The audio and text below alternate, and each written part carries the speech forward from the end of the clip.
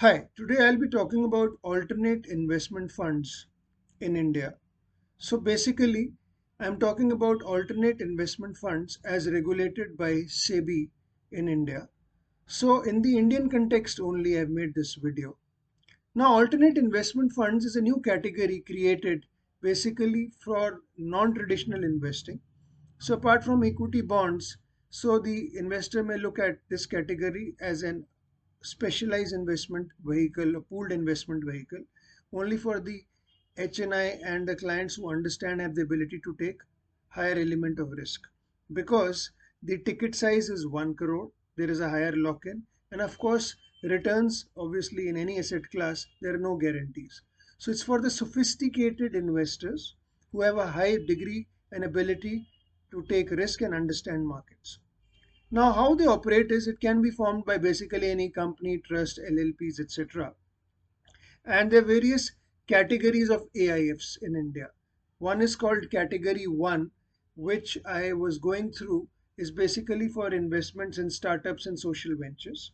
Number two, Category 2 is called Private Equity and Debt Investment, which is Category 2. And Category 3 is again using complex strategies of derivatives and trying to go for a high risk, high return kind of probable scenario which they aim to achieve. So obviously there are no guarantees, I've been saying. So they use complex strategies like derivatives, etc. So these are basically used by hedge funds, etc. Now, the AIF, as I've said, I would like to summarize the salient features once again. Do not venture into it if you are doing it for the first time without proper understanding. High ticket size and higher element of risk and higher lock-in.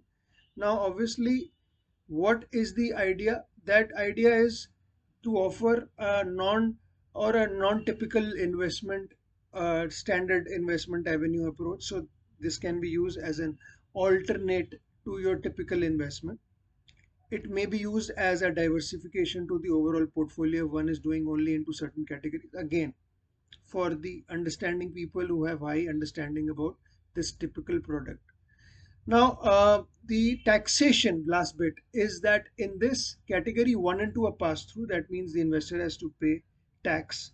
And category 3 AIF in India is basically no pass through status. That means it is taxed at the fund level. So investor doesn't have to pay any tax in category 3.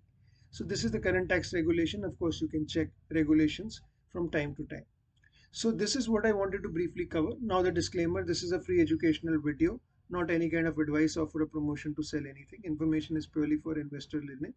I will not be responsible for any loss on account of contents stated in this video. Thank you, take care, bye and have a good day.